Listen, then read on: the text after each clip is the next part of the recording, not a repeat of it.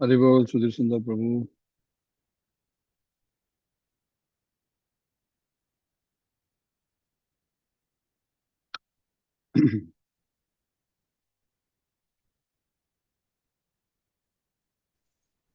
Hare Krishna, Prabhu. Are you Haribol. are you are you back or still in India, Prabhu? I am still in Mumbai. Okay. How everything okay there? Uh, Nothing drastic, but still on the same course. Yes, sir. Okay. How to say Okay. okay? Material world Yeah, never yeah. okay. True, Prabhu. And True. yeah. So a bit busy. Every, So yeah, sorry, yeah, very I last know. minute had to message. Sometimes I Never, even never, it's forget okay. what day it is. Yeah. Because you are so involved in all these things. All these things are not easy. Yeah. Another Because, problem is getting recorded. Is it? Yeah. Anyway, yeah, that I I mean, don't want to get recorded as suddenly we were affected by the conflict in the some my brother got flight got cancelled because of this Iran this conflict. That's another thing we're trying to sort out. okay. When it all comes at the same time. Sometime what to do? Haribo, that That is is life. Krishna's unlimited mercy. Yeah. What to do? It's never easy until it affects Until us. you Then go only back you home, know. back to God. Yeah. I mean, everybody has their own challenges. You think your challenge is bad, somebody else is worse. Yes, correct, So correct, we correct. take a day at a time and just pray. If you are Krishna conscious, if you have good mental and physical health, at least decent, then and we Yeah, have basic means to fulfill our true, needs. true, We are true, already very blessed. true, true. Health is as we age, health is wealth already. True, Prabhu, true. Okay, let us True. start with Okay. whoever is here. Thank you, Prabhu. Thank you Okay. so much. Dandavats. Thank you for accommodating at a short notice. Uh, Krishna Actually, Prabhuji, I have. Huh? Krishna Prabhuji, Dandat Pranam. Sridhar Prabhu, Hari Prabhu.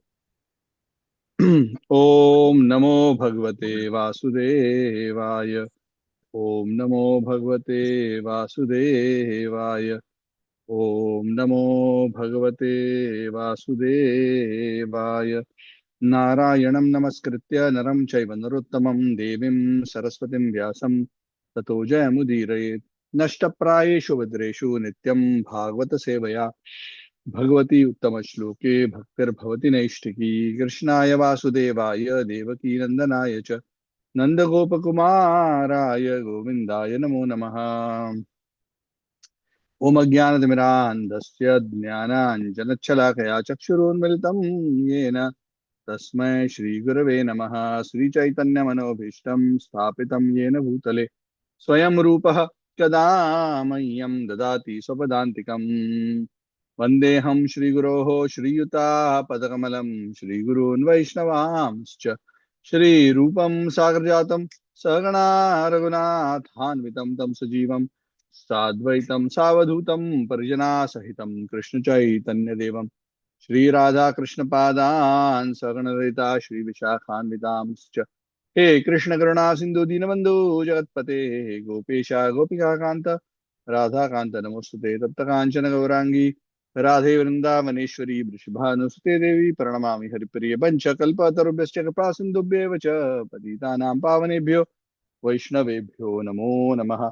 जय श्री कृष्ण चैतन्य प्रभु नित्यानंद श्री अद्वैत गदाधर शिवासादि गौर भक्त वृंद हरे Krishna Krishna Krishna Hare Hare Hare Ram Ram Ram Hare Hare.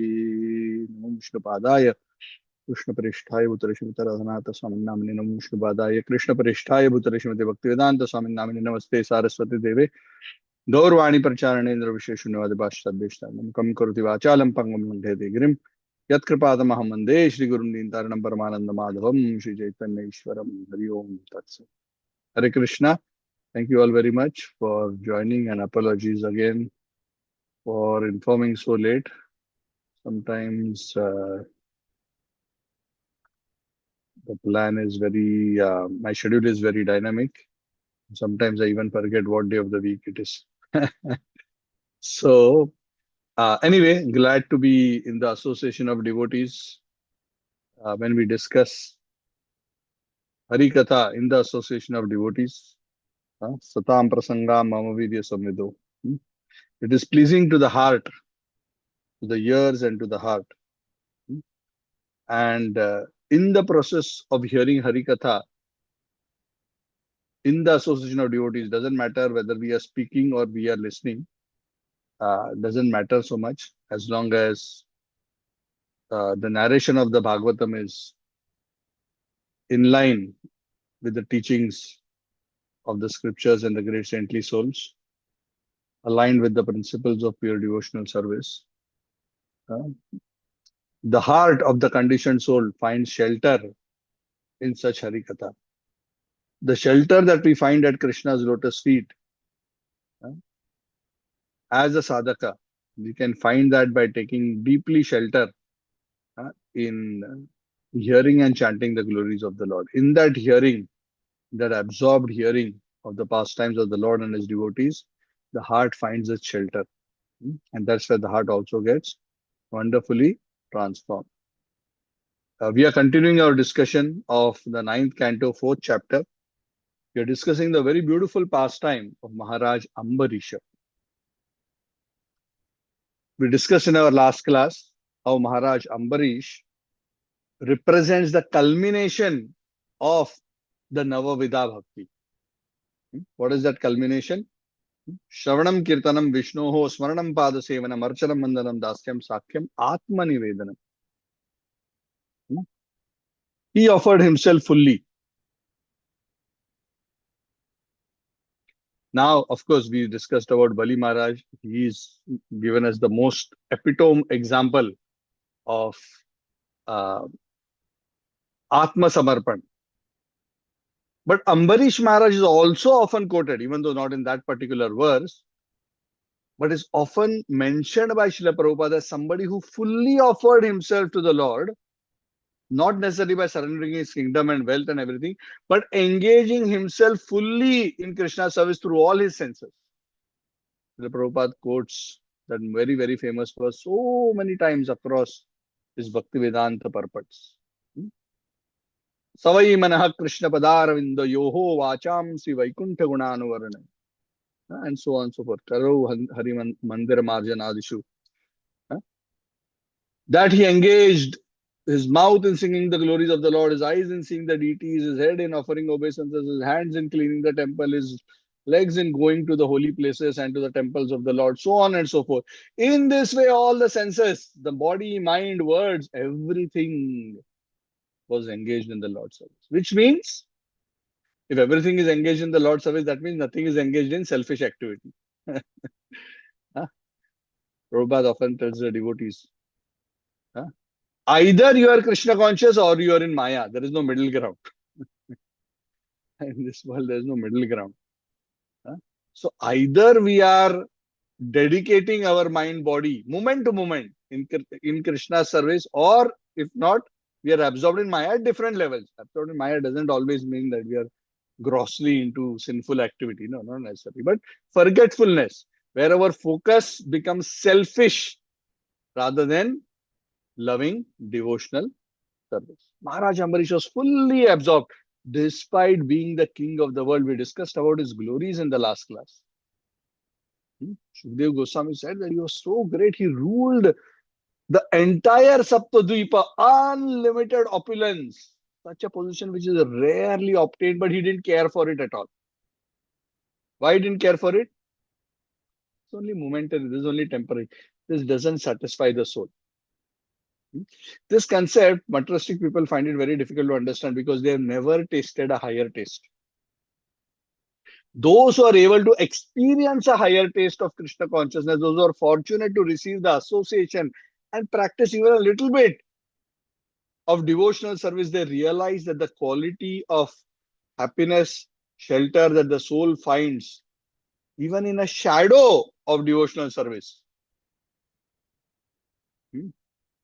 or reflection of devotional service, either Bhakti Abhas or Pratibimba Bhakti, is still even better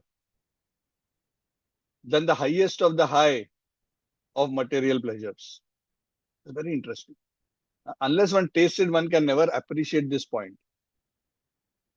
And once a person, a fortunate living entity, appreciates this point, that becomes the point of no return. Correct? Do you understand what I mean? Hmm? Point of no return means sometimes one thinks I will just try bhakti, and if I don't like it, I will just come back to material life and continue my material life again. But the nature of truth is that having seen it, one cannot unsee it. Having experienced a higher taste, the soul can never forget it. Having experienced the higher bliss of bhakti, the living entity, even though he tries to enjoy matter and tries to forget Krishna, that experience will always remain with him as, oh, this is better, that is better. So I'm not getting the same enjoyment that I got in Katha, in Kirtan, in Seva. I'm not getting. Even though he may become the king of Saptadvipa. In fact, Maharaj Ambarish Shukdev Goswami thought of his entire opulence as just like seeing something in a dream, something fantastic in a dream, which will eventually, as soon as you wake up, is get destroyed. So all this, Krishna says in the Bhagavad Gita, right? Nasato vidyate bhavo, na bhavo vidyate satah. That which is eternal is never destroyed, and that which is unreal, temporary, never has endurance, doesn't last very long. And especially so, those who have a lot of material opulence, unless they are very, very advanced, the strong tendency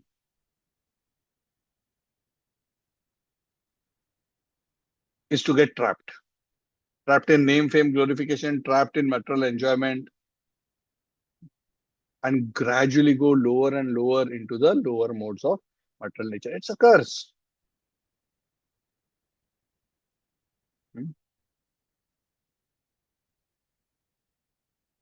I've told this many, many times, but I repeat it because I keep reflecting on it. Prabhupada Maharaj once told me a lot of material opulence is actually a curse of material nature. It's actually a trap. Why it's a curse? Because it makes us so proud that we are unable to take shelter of Krishna. When we are so proud because of our whether wealth, fame, whatever, even big, big devotees and sannyasis are treating us with such, because of social compulsions or social etiquette, not compulsions, etiquette. Huh? Nobody is there to correct us. Nobody is there to guide us. We think we are great. Oh, I got to sit in the VIP seat. I got to talk to so and so. I'm eating prasad with so and so. What I mean, that is all nice and wonderful. But the greatest favor is to sit at the feet, lotus feet, in a humble spirit and learn and serve the great Vaishnavas. For a heart which has become proud, that becomes very difficult. Of course, any contact with a devotee is auspicious, but we are talking about making tangible, real, substantial spiritual advance. And very, very few are able to handle. And Ambarish Maharaj was one such personality. A similar example is given for Bharat Maharaj. So these kind of Raja Rishis were there in olden times. Chanak Maharaj, whose example is given in the Bhagavad Gita. Bharat Maharaj, example from Bhagavatam.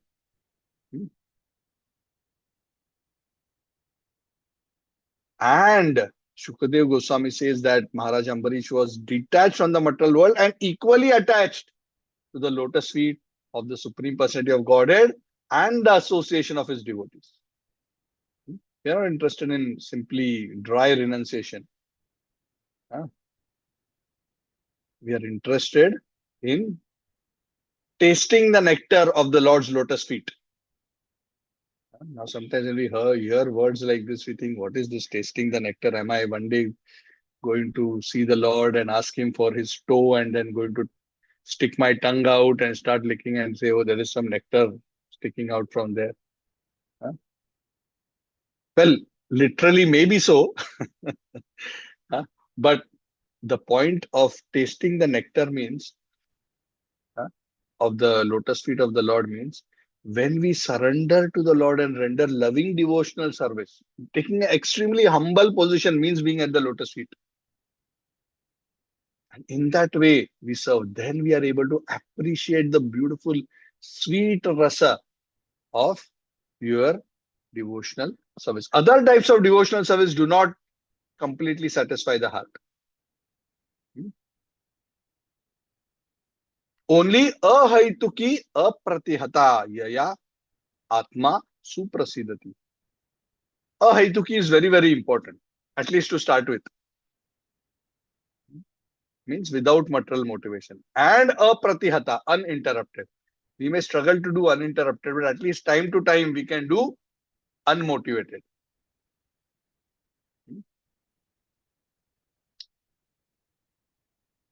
So we came to the point in this beautiful pastime where Ambarish Maharaj, for the sake of citizen, for the sake of the good of his entire kingdom, he, he arranged to do, he was used to performing big, big sacrifices. What are Vedic sacrifices for? Vedic sacrifices are for pleasing Lord Vishnu. Lot of excellent ingredients. Brahmanas were given nice remuneration. Wealth was distributed. Great, great personalities. Vashishta, Asita, Gautama. They would come and assist Maharaj Ambarish for performance of this yajna. Huh? It used to be so grand. All the priests, the Hota, Udgata, Brahma, Advaryu, all these are the four kinds of priests for the Vedic ceremonies. They were gorgeously dressed. The Bhagavatam says they were looking like devatas. It was such an opulent ceremony. And the who's who of the universe would be there. The Lord's glories would be glorified. Demigods would come down. So he was par excellence in all departments. At one time, being the king of the entire planet, Maharaj Ambarish was performing severe austerities. At one point, he decided to perform the very severe austerity of performing the Ekadashi Dwadashi Vrata for 1 full year. He and his wife, it is said his wife was equally qualified like him in terms of her character and devotional service.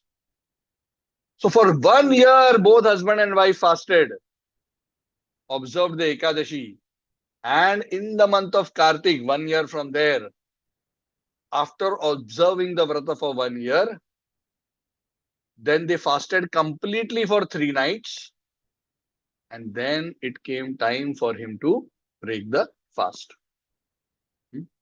Yesterday was Ekadashi Vrata, so you all know how devotees are very eager always. Next day breakfast, what is the time, Prabhu? What is the time to break fast? That is the most exciting part of the day.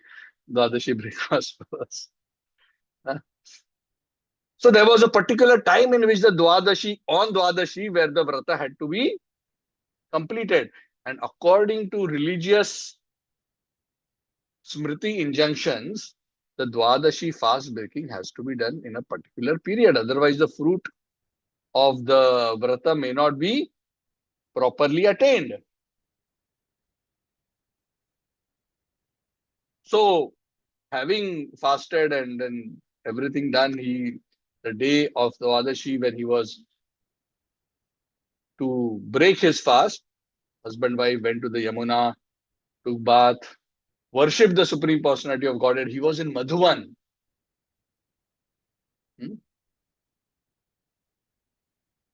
Where he worshipped Lord Hari, Ambarish Maharaj.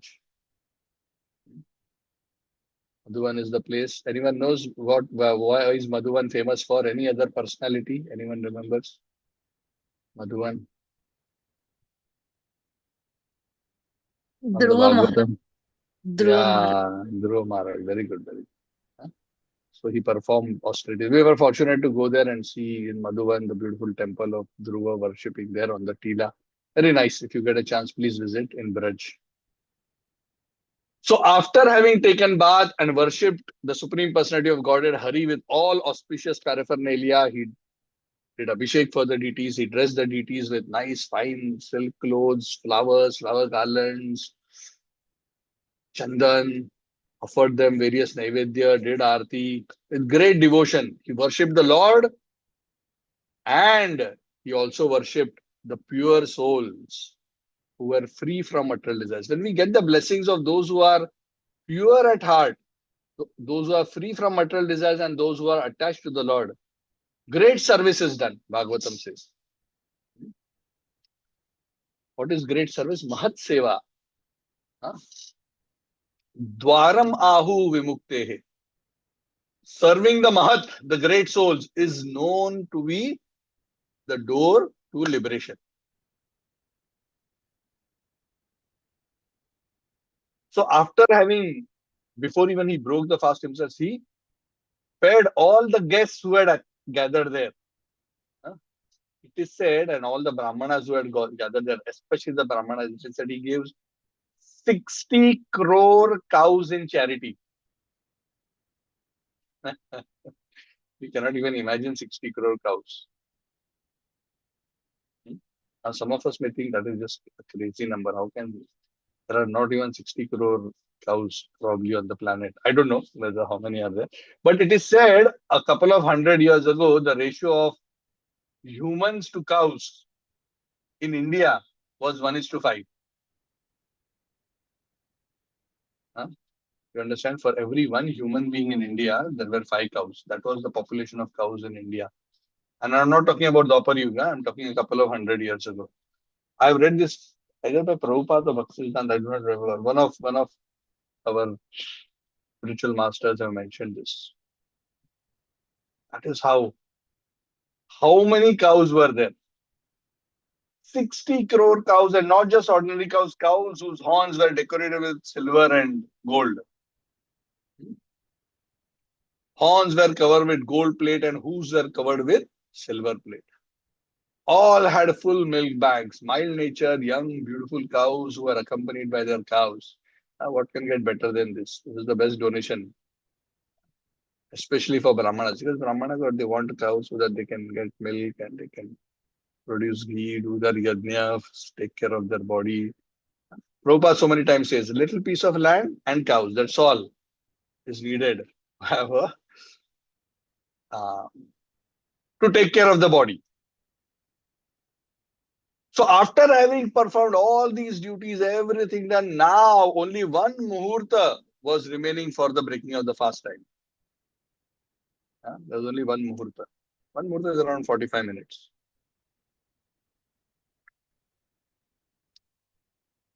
At that time, uninvited, the great sage Durvasa Muni appeared on the scene as if arranged by Providence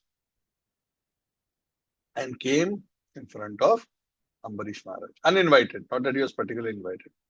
Of course, Brahmanas don't need invitation. They can go anywhere and meet any king. So this wasn't a problem as such, but the problem was about to manifest. And the problem was about to manifest because of the short-tempered nature of Durvasa Muni. So Durvasa Muni appeared and Maharaj Ambarish was free. He stood up. He wasn't thinking, Arey Baba, he came. I was about to break my fast. Huh? At least he should have waited for me to have my breakfast after 1 year.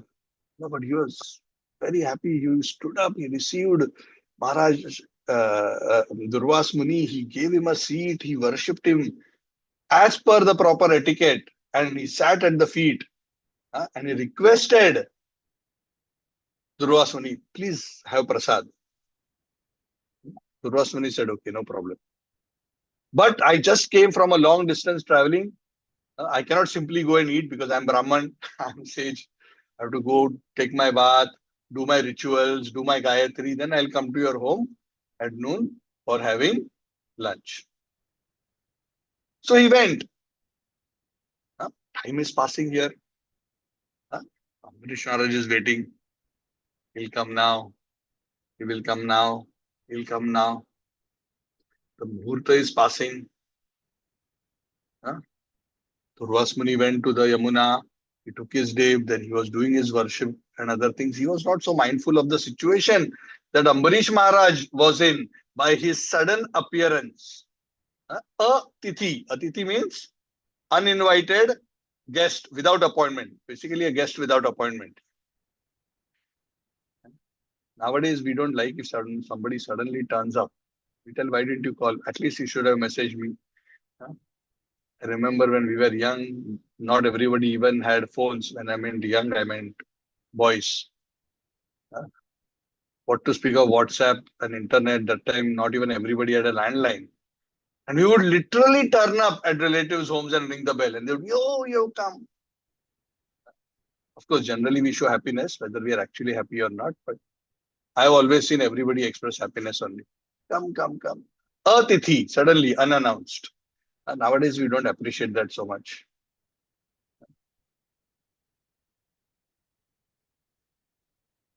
So Ambarish Maharaj was waiting patiently. He wasn't angry, but he was thinking what to do, what to do, what to do. Ambarish, time is running out.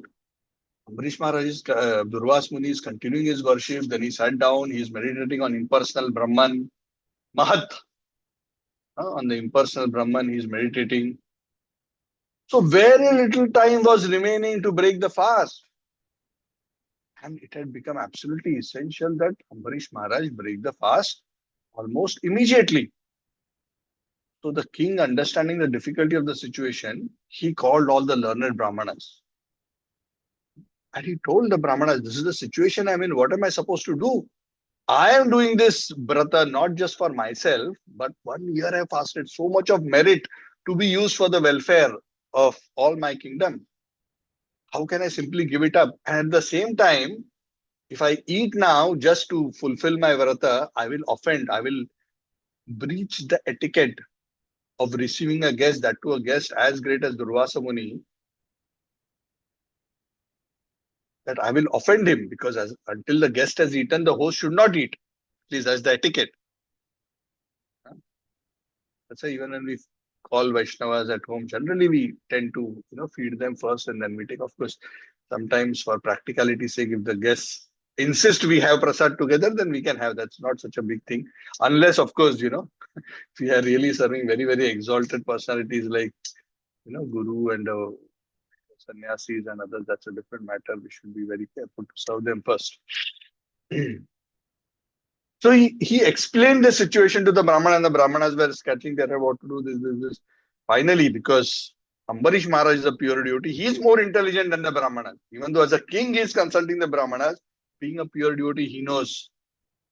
And he tells the Brahmanas, I have an idea. Is it a good idea if I just let me break the fast but not break the fast? And the way I can do it, I can balance that situation by drinking water. I have not even drunk water last 3 days.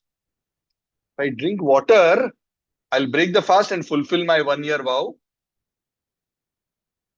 But at the same time, I haven't eaten. Because that is the nature of water. Shastra says, if you drink water, it's considered breaking, not breaking. Depending on the circumstance, you can interpret it both ways. The Brahmana said, oh, king, brilliant idea. Thumbs up. Wonderful idea. So Durvasa Muni is also not offended, and this also. So after taking everyone's blessings, Ambarish Maharaj, in a spirit of service, because he wanted to make both parties happy, he wanted to perform his duties as a king by properly fulfilling the vrata, and he wanted to also not transgress his etiquette of serving great souls. So he drank the water and remembered the Supreme Personality of Godhead, and he fulfilled his vrata. And then patiently he didn't eat anything. His resolve was, let Durvasa Muni come, I will feed him, and then I will have prasad with my wife. Patiently he waited. In due course, by the time it was already noon, so breakfast time had already passed. After completing all his ritualistic duties, Durvasa Muni returned from the bank of the Yamuna. The king again received him very well and asked him to sit down. But at that time, by Durvasa Muni's mystic power, he understood what Ambarish Maharaj had done.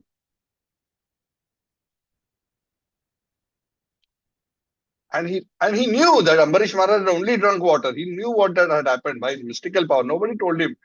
Nobody went and gossiped to him. Durvasa Muni, this is what he did. Yeah, go ahead. Sometimes envious people are like that. They'll find a fault in somebody and they'll go to a person who can punish that person and then go and feed it into his ears. But here by his mystic power, he could understand what had happened. And normally we would expect a saintly person to appreciate. Areva, so clever this guy is.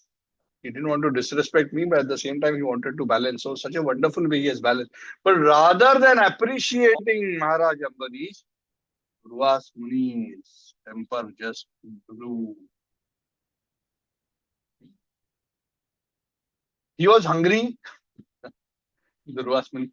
Ambarisha Maharaj was fasting for 1 year, huh? So how much more he should have been disturbed? Did he become disturbed? No. He just drank little water. Still, he was very patient and service attitude. Durvasa Muni probably had a meal. It's not mentioned yet, but maybe 6 hours ago, 8 hours ago, I do not know. He was feeling hungry and he was getting agitated. He became so angry that before feeding me, he has taken something. Even though it was water, his body was trembling with rage. His face was curved, his eyebrows became crooked. Very angrily, he spoke to Maharaj Ambarisha. Ambarish Maharaj very humbly was standing in front of him. He started using harsh language to towards Ambarish Maharaj to address all. So many others gathered there. Just look at the behavior of this cruel man. Durvasa Muni is telling Ambarish Maharaj. He's addressing the whole assembly. He can't be a devotee of Vishnu. No devotee of Vishnu will behave like this. Just see, he's so proud of his material opulence and position. He considers himself like God. Just see how he has transgressed the rules. How can a great, a truly great person transgress the rules? He invited me. He doesn't say that he came at the wrong time. He invited me. Of course, when a sadhu comes home, you have to invite him, come and take prasad. But instead of feeding me, you have eaten first. Actually, he didn't eat. He had drunk just water. Because of this transgression, because of this misbehavior, I will now punish you. His face had become red with anger.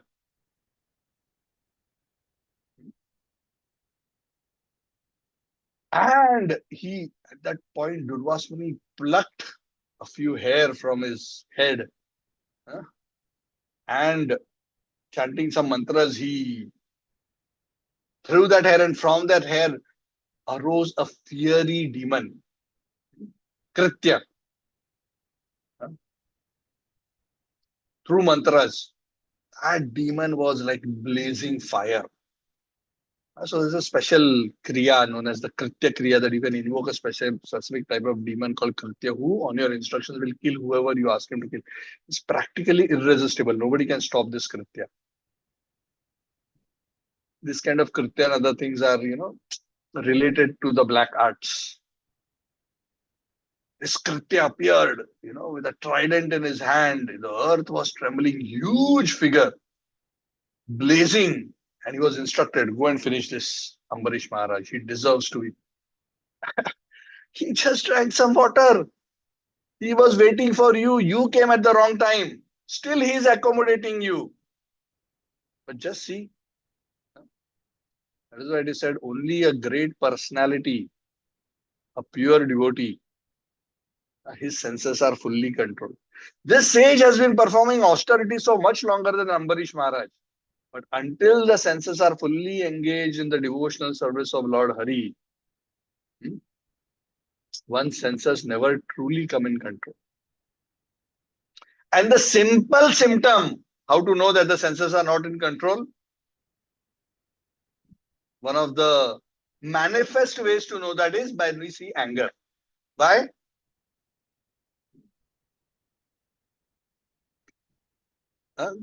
kamat krodho bhi jayate. When material desire becomes frustrated or dissatisfied, anger appears. So whenever anger comes,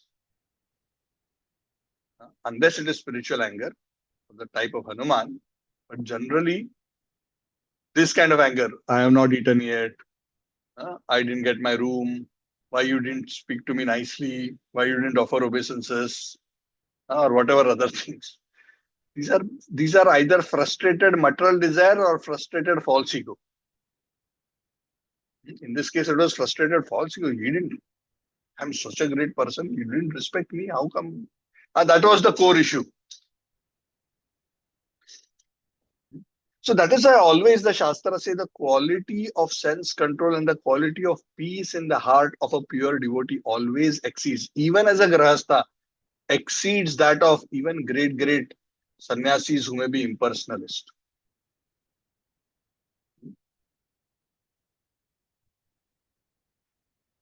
Sarvair gunais satra samasate suraha. All the good qualities of the devatas arise in the personality of one who is a devotee of Hari. Harav bhaktasya kuto mahadgunaha manorathe nasati dhavato bahi. For those who are not devotees, how can true, deep, lasting spiritual qualities, not mental adjustments, not an external display, but true, genuine qualities, transcendental qualities originating from the soul, how can they be manifest? Throughout, even as this was cursed, even as Kritya was manifested, Ambarish Maharaj is still humble. He's not saying, hey, what are you doing? Let me explain to you. You don't understand how great I am. I actually did this. He didn't go into explanation mode. Because he had already always taken shelter of the lotus feet of the Lord in his heart. And Durvasa Muni wasn't even seeking explanation. He didn't even ask him. He didn't even he didn't even say, can you explain why you did like this out of anger? He just blasted him as soon as he understood by his mystic power, and he invoked the Kritya and he got to the point of killing him just for drinking some water. But, and this I forgot to mention, because of the pure devotional service of Ambarish Maharaj, earlier in this chapter it is mentioned, the Lord had gifted him for his protection the Sudarshan Chakra.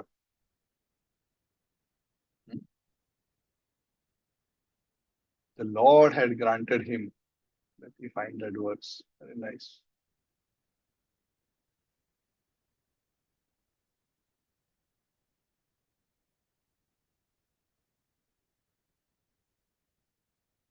That's a very nice point. So the Lord had given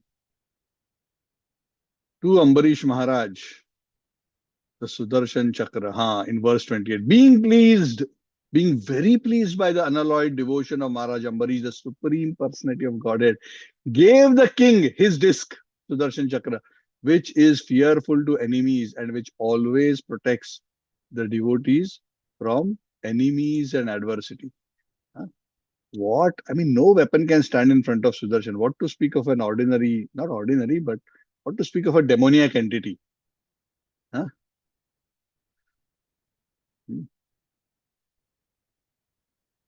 So the Lord was concerned. The Lord already foresaw what is going to happen. So the Lord, because the devotee is so tolerant in front of, sometimes even in front of offenders who are trying to kill him, that the Lord takes it upon himself that those who are Sharanagata to me, I will protect them.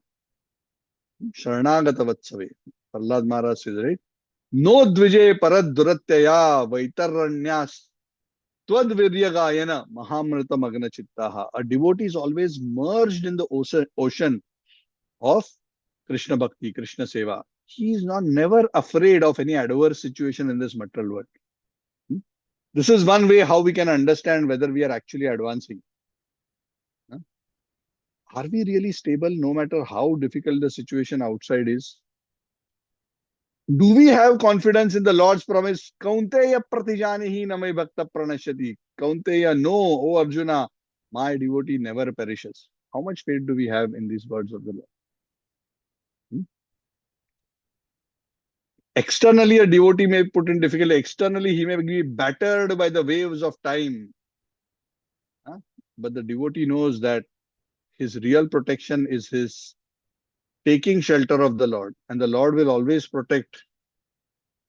If he remains surrendered, the devotee's faith, the devotee's progressive journey towards the lotus feet of the Lord will always be protected. That is real protection. Not just protection of wealth, protection of health. That the Lord may do. Or if the Lord thinks it is better for the devotee to get battered for some time, so he evolves higher in his spiritual life, the Lord may even allow that. So this whole pastime the Lord is wonderfully orchestrating to glorify Ambarish Maharaj. So just to come back to the point, the Sudarshan Chakra was already granted to Ambarish Maharaj to protect. Probably, this is not mentioned here, but probably somewhere in the background. And the Sudarshan Chakra can just appear anywhere. It was not that Maharaj Ambarish invoked the Chakra and said, Chakra, Chakra, go and finish Durvasmani. He didn't do anything like that. Huh? But Lord Hari had instructed Sudarshan Chakra, your job is to protect him. Suddenly, as this Kritya was rushing, this demon was rushing towards Ambarish Maharaj, Sudarshan Chakra appears on the scene and goes towards this Kritya demon. And within a moment, just finishes that demon. And that demon is dead. Huh? The demon was fiery and emitting fire. It is said Sudarshan Chakra burned that demon. So, so Sudarshan Chakra can produce so much heat that even fire gets burned. So I don't know what technology that is, but that means it's really, really. It burned to ashes the demon which was created by Durvasmani. Durvasmani is shocked. He's like, this never happens because he has never encountered Sudarshan Chakra. And not only was he shocked, as he was shocked and trying to scratch his head, what has just happened? The next thing he realizes, even before he can process that fully, is that the Sudarshan Chakra, after having burned the demon, is now moving towards Durvasmani. Durvasmani was suddenly frightened. Arey Bapre, what is happening? I came here for lunch and now my life is in danger. I came here for lunch, I messed it up and now my life is in danger. He started running. But who can outspeed the Sudarshan Chakra? Sudarshan Chakra was moving towards him. Of course, the Sudarshan Chakra, if it wanted, could chop off his head in a moment. But there was a plan of the Lord. The Lord doesn't like to just simply chop off the heads of great saintly people, even though they may sometimes create mistakes. The Lord wants them to learn. And through them, the Lord wants the whole universe to learn lessons. So he is running. Sudarshan Chakra is following. Durvas Muni is running. And finally realize, I cannot. My mystic power cannot counteract Sudarshan Chakra. It is said it was almost touching his back. Huh? He ran here and there. He went into the Sumeru mountain, caves of Sumeru mountain, but still it would find him there. Nowhere in the universe he was hiding. He could run away. The chakra would still appear behind him, very close to his back. Go somewhere else, again hide. It will again come there. He went in the ocean. He went on mountains. He went to different devatas. He went even on the heavenly planets. Nothing and no place the chakra gave up following him. Finally, realizing nobody else could help him, he went to Brahma, the leader of the Devatas. Told Lord Brahma, oh Brahma ji, please protect me. You are the unborn, first-born person of this universe. Please protect me from this blazing Sudarshan Chakra, which has been sent by the Supreme Lord. And Brahmaji tells Durvasmuni, what kind of foolishness have you done? Do you understand the power of the Lord and his Sudarshan Chakra? At the end of Dviparartha, the Lord's lifetime, the Lord's day, half of Brahma's life, first half and second half. In the Dviparartha, Lord Vishnu, in the life of Brahma, at the end of the life, with the flick of his eyebrows, the Lord vanquishes the entire manifested universes. Everything, including my abode, all unmanifest. Can you imagine the Lord's potency? Me, Lord Shiva, Daksha, Brigu, all of us, all these devatas, we all surrender to the Lord Vishnu, and you messed up with somebody who's very dear to him. Even my abode will be destroyed by his just raising his eyebrows. And you want me to counter his Sudarshan Chakra? Are you out of your mind? This is beyond my pay grade, or for that matter, anybody's pay grade. Then Durvasa Muni, realizing he's not going to get relief here, he continued to run. Sudarshan Chakra chasing him. He went to Kailas. Oh, Lord Shiva, please save me, please save me. Durvasa Muni, by the way, is known as an Amsha of Lord Shiva. That's why he has that fiery nature, angry nature. Lord Shiva told him, Are, you want me to help you, but I can't help you. Oh, my dear son, Brahmaji, I, all the Devatas, our power cannot compete with or challenge the power of Vishnu, because whatever power we all Devatas, including me and Brahma, have comes from the Supreme Lord. So you think what? If you come to me, I will have power to counteract the power of the Supreme Lord? No. Huh? The Lord is the Antaratma. Huh? We all living entities are covered by the illusory energy of the Lord. So none of us can help you. Please go and directly seek shelter of the Supreme Personality of Godhead. He can save you from Sudarshan Chakra because it is his Sudarshan Chakra, it is his weapon. I am unable to help you in this situation. And Lord Vishnu is very kind. If you go and beg at his feet, maybe he will excuse you. Then, having been disappointed with Brahmaji and Lord Shiva, Durvasa Muni went to Vaikuntha Dham. Now, which Vaikuntha is this? Of course, you cannot cross Viraja and go to Vaikuntha in the Paravyoma. And this is the Vaikuntha within the universe where the Manvantara avatar is residing. Above Satyaloka, above Brahmaloka. Lord Narayana was there. Lord Hari, the Manvantara avatar, along with Lakshmi Devi. And Sudarshan Chakra is still chasing him. His back is burning. He fell at the lotus feet of Narayan. His body was trembling. Oh, Achyuta, oh Lord, oh protector of the universe. You are the ultimate shelter for all your devotees. I have made a great mistake. I am an offender. He had realized his mistake. Huh? Please grant me protection. Oh Lord, without understanding your prowess and how dear your devotees are, huh, I offended your devotees. I shouldn't have done this, but out of my own arrogance, I did this. Please excuse me for this offense. Please save me. You can do everything.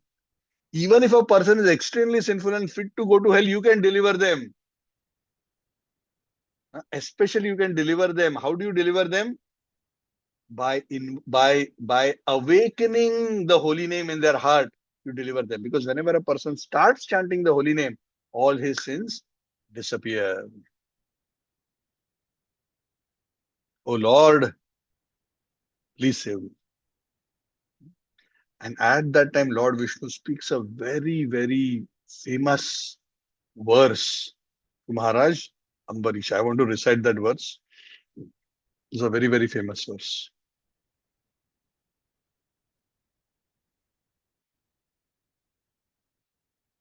Shri Bhagavan Uvacha, this is verse 63. Aham Bhakta Paradhino Hi Aswatantra Iva Dvija Sadhuvir Grasta Ridayo Bhaktair Bhakta Janapriya. Aham Bhakta Paradhino. You think I'm independent? Everybody thinks that I am independent. In one sense, I am the independent Supreme Lord, but still I am dependent. Oh Durvasa Muni, I am dependent on my devotees. He aswatantra iva dvija. Oh Brahmana, oh Dvija, I am not fully independent in one sense because I am dependent on the love of my devotees, not that I am forced. Dependent on the love of my devotees. Why? Because they have given their hearts completely to me. I have given my heart completely to them. Devotees whose hearts are completely devoid of material desires, I sit in the core of their hearts. And they are extremely dear to me. Durvasa Muni, you have no idea how dear they are to me. that I am surrendered to them or I am under them. I have to act in a way to protect them at all costs. What to speak of my devotee? Even those who are the devotees of my devotees, they are very dear to me. Bhakta, bhaktai, bhakta janapriya. I'm not only dependent on my devotee, but also my devotee's devotee. This is a very interesting statement, huh? And this should be very hope giving to all of us. We may think we are not of the category that we can call ourselves bhakta. huh? Bhakta may sound like a very ordinary word, but bhakta actually means pure devotee. Everybody else is mixed. So only a pure devotee in the true sense is bhakta. Others are mishra bhaktas. We are mishra bhaktas. Even mishra bhaktas, if they are devotees of pure devotees, which means they have taken shelter of a pure devotee, we have all taken shelter of our spiritual masters and Srila Prabhupada. So if you are devoted and dedicated to them, we become dear to the Lord. Whoever is dear to those who are dear to the Lord are also dear to the Lord. And the Lord himself is explaining this. And that is why it is so important to take shelter of great souls. Chadiya Vaishnava Seva Nistara Payeche Keva, Narottam Das Thakur says, without being a devotee of a devotee, one cannot be released from material entanglement. Prabhupada, that's why it says that is why Chaitanya Mahaprabhu, in the role of a devotee, prays. He doesn't say, I want to be a devotee. What does he say? Gopi Bhartur Padakamalayur Dasa Dasa Anudas. What do I want to be? He doesn't say, I want to be a gopi. He says, I want to be the servant of the servant of the servant of the gopis who are devotees of Krishna. So conditioned souls like us shouldn't think we are very smart, we will become great. We will become, that is not the right mentality. The mentality is to become servants of the servants of Krishna. Great devotees like Brahma, Narada, Vyasa, Shukadeva are directly servants of Krishna. The six Goswamis, they are all devoted and dear to Krishna. But if we humbly serve the spiritual masters who are representatives of the Lord, then that is even better than approaching the Lord directly. Aham bhakta paradhino, he aswatantra evadvija. So essentially the Lord is telling Durvasa Muni, you came to me because everyone told you I am independent, I can do. Yes, in one sense I am independent, but this is special case. What is special? You offended my devotee. Normally I can take care of everything. But because my devotee sold out to me and you have offended my devotee, I cannot forgive you now. This is even beyond my jurisdiction. And Durvasa Muni says, I thought you are the final word of jurisdiction.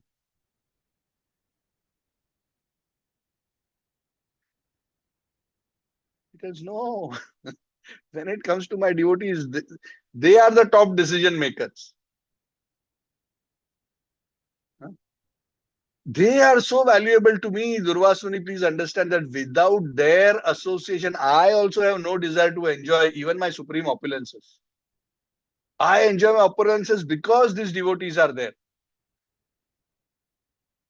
These pure devotees, they have given up their home, their wives, their children, their riches, everything simply to serve me. They are not hankering after material enjoyment. They are not hankering for anything. How can I give up such devotees at any time? Just like a chaste woman, a wife, brings her husband under her control by her service. Even the husband is superior, but the husband is controlled by the wife who is very chaste and devoted and always rendering wonderful service. Similarly, the pure devotees who are free from envy, free from material attachment, and who are equal to everyone, and they are devoted to serving me from the core of their heart, they bring me under their full control. That is the power of bhakti. They are so great, Durvasa Muni, my devotees, that even though based on their bhakti, I can easily give them Salokya, Sarupya, Samipya, Sarshi, all these kinds of muktis. They are not even interested in mukti. They just want to serve me. They just want to make me happy. They say, no, no, whatever. Even if I'm in hell, I want to serve you, Lord. Narayana para sarve kutashchanna bibyati swarga pavarga narke shopi tulyartha darshan. That is why, conclusively, he says, there's another very beautiful verse, which I will recite for our purification. साधवो हृदयं मह्यं साधुनां हृदयं त्वहं मद अन्यत्ते न जानन्ति नाहं तेभ्यो मनागपि. This is very interesting. Krishna is sharing his own heart. What is he saying? The pure devotee is always within the core of my heart, and I am always within the heart of my pure devotee. My devotees do not know anything but me, and I do not know anyone but them. So if anybody is asks us, what is Krishna always thinking about? Krishna is revealing here. I'm always thinking about my pure devotees. Why? Because they are always thinking about me. I'm always thinking about them. I don't even enjoy my spiritual world without them. That is how much I enjoy being in their association.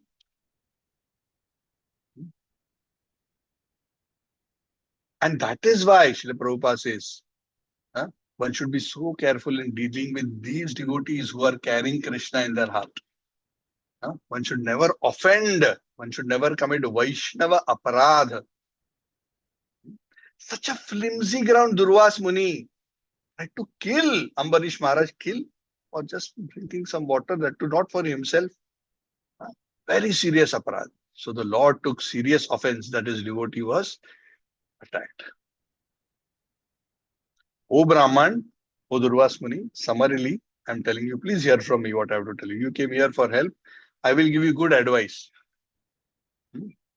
You offended Durvasa Muni because you acted out of envy. You couldn't take it. That Durvasa Muni was so glorified and so respected. You thought you are so great just because you're renounced, but you don't know the quality of renunciation and devotion. Even of this Grihastha, king, devotee, he's so great. He's better than you. You acted out of envy. So you want your problem to be fixed. You want to save your life. Listen to me what you should do. Immediately, without delay, go to Maharaj Ambarish and beg forgiveness. Immediately go and beg forgiveness. When one's power, prowess is engaged against a devotee, attempted to try to destroy that devotee, it is not that the devotee is harmed, but that whole thing rebounds and affects the person who is actually trying to attack. It is going to destroy you. And this is exactly what has happened. You are a Brahmana, and austerity learning you have, and that is all very wonderful. But those who are austere, learned, and have the prowess of mystic power, if such people are not gentle in their heart, they start acting out of envy, out of pride. It is extremely dangerous. And that is what has happened with you.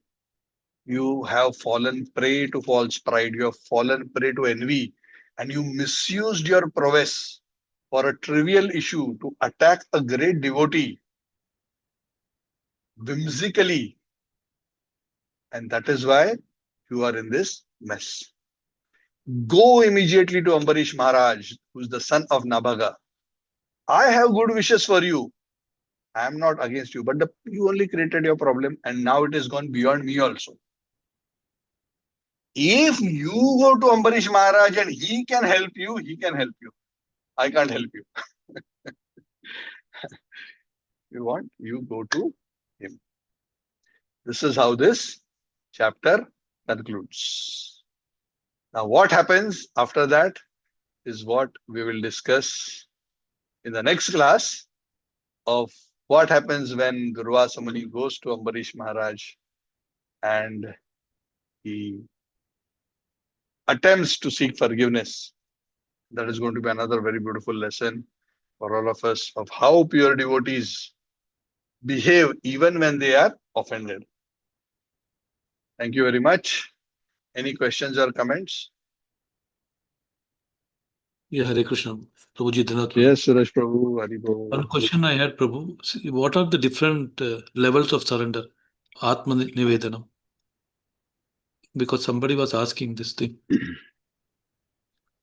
Everything that comes under Atma, I, me, and mine, everything has to be surrendered. So we can go outward to inward. Okay. Outward means what belongs to me, mine. So not considering our wealth our own, considering it as Krishna's property, that is one level of surrender. Correct? Mine. Second is, even more closer than that, is not just what I have, but my very body. I want to use my body in Krishna's service, my senses in Krishna's service. Not just the body, go deeper. My words continuously are using to surrender to the Lord. Even deeper, my mind, savai manaha Krishna padaravindayoho. Because everything that is mine, I have to offer, right? Wealth, body, words, thoughts. Why? Correct? And ultimately, the highest is offering our false ego. What is that ultimate false ego of that full surrender? It is the sense that I am an independent enjoyer. One gives up that false ego and develops the bhakta abhimana. That I am simply part and parcel of Krishna. I am a servant of Krishna, and my entire existence, the whole reason I manifested, why the one Lord became many, so that the many can lovingly reciprocate with him in such a way that the Lord is very happy, like what he mentions, in interacting with his pure devotees, with his unlimited opulence, and the pure devotees are unlimitedly happy in their loving devotional service with the Lord. So we want to give up our false ego and develop the pure ego. Gopi bhartur padakamalayora dasa dasa ananda. That's what Lord Chaitanya says. Naham vipro nacha narapati. I am not Brahmana, I am not Kshatriya, I am not Vaishya, I am not Shudra. I am not Brahmachari, I am not Grahastha, I am not Vanaprastha, I am not Sannyas. That is not my real identity. That's the identity of the body. But what is my real identity? That in all positions, all situations, at all times, Gopi, Bhartur, Padakamalayur, Dasa, Dasa, Ananda. So we cannot directly jump to the most internal aspect. If we can, very wonderful. Of course, if internally we switch that, everything externally will automatically change. But in our own journey, as we are slowly purifying our heart, we start, typically the journey is from outside to in. That's why in the Bhagavad Gita, the Lord says, surrender, how you begin? You offer some fruits of your activities to Krishna. You start with some sakaham karma. Even before that, you do some religious activity, follow the Vedas. That is one level. You are at least following my instructions somewhere in your enjoyment. Then you start offering the fruits of your activities. Then you give up all fruits for me. Correct? Nishkam karma yoga. Then you go inside. Finally, bhakti. Bhakti means offering. True bhakti means pure bhakti, which means offering everything, including one's very self. Offering one's very self ultimately means this innermost core of transforming one's ego from false ego to pure ego. Yeah. Does that help, Prabhu? This is one way to answer. There may be other ways also, but this is how I look at it. Yeah, Prabhu, one more question I have, a small question. Yeah. Prabhu, Yes, the Yoga Vahamyam sloka is there, right? So he's going to protect our devotional service, and that is the thing, right? So material thing, when it comes like Sudama, right? If you see that case, right? Is that an exception, Prabhu? It is not that the Lord will only protect one's spiritual. The Lord gives full protection to the devotee. But sometimes, and it's not that the Lord wants the devotees' wealth to be destroyed or other things to be destroyed. But sometimes, because we are so attached, because we are not giving up our attachment to these things, sometimes, or unfortunately many times, to bring us to protect our bhakti, the Lord has to temporarily take certain things away from us so as to force us to surrender to Him. It may seem as if the Lord is not protecting, but actually the Lord is protecting, because the Lord is pushing the devotee to a higher level of consciousness. Like what Jesus Christ says, right? What is attained? Prabhupada quotes this oftentimes also. What is attained if a man achieves the whole world but loses his soul? So if the Lord is simply protecting my wealth, giving me good jobs, giving me house, taking care of all my health and everything, and in the process I become comfortable and I am not sincerely taking shelter of the process of devotional service, what is actually achieved? Is that real protection? No. If the Lord is pampering me at a material, egoistic level, I'm not going to grow. So the Lord's protection manifests sometimes by giving and sometimes by taking away. But whatever way the Lord does, either way, it is the Lord's mercy. So we may not understand what is the Lord's intention. The Lord doesn't, He will, the way the Lord gives exam is, He doesn't tell on this day I'm going to test you. Lord's exam is always sudden exam. Everything is going on wonderful. You're thinking I'm a wonderful devotee and everything is going on. Yes. And boom, Krishna will suddenly, exam time. Suraj Prabhu, here is the paper. Boom. Suddenly paper will appear. What is that paper? One situation will appear. Come on, let's see now. You think you're a great devotee? Come on, let's see. And the idea is not to put you down. The idea is to challenge you to come to the next level. Challenge your attachments, challenge your ego, challenge your conditionings to bring you up, because the enemy of progress is getting stuck in a comfort zone. Otherwise, lifetimes will pass and we'll just remain like that. So the Lord is always kind. How His kindness manifests, it may be difficult to understand always for us. But what we should understand, devotees are advised, we cannot always understand the mind of God, but we can understand and accept the principle that the acharyas in the scriptures tell us, is that the Lord is always kind to His devotees. Even if they make mistakes, He is still kind. Yeah. So the way a devotee sees is, everything that is happening in his life is the Lord's mercy.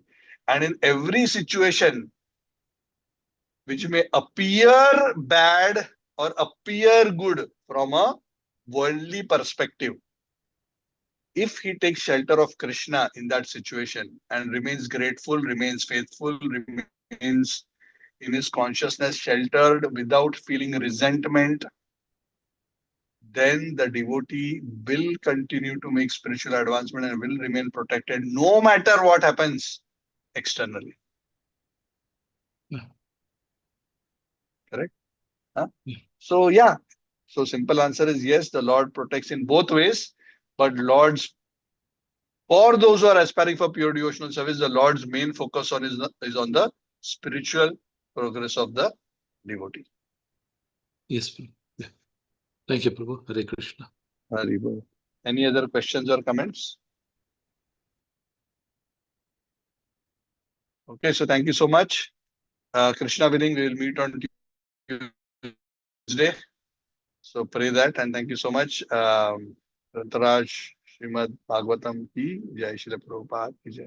Thank you all, Sarva Lakshmi Mataji, Suraj, Snehaji, Puja Mataji, Madan Mohan Prabhu, Haribol, Sridhar Prabhu, Sri Sundar Prabhu, Sachi Prema Mataji, and Anand Sundar. Thank you all very much. Haribol, Srila Prabhupada ki Jai, Samaveda.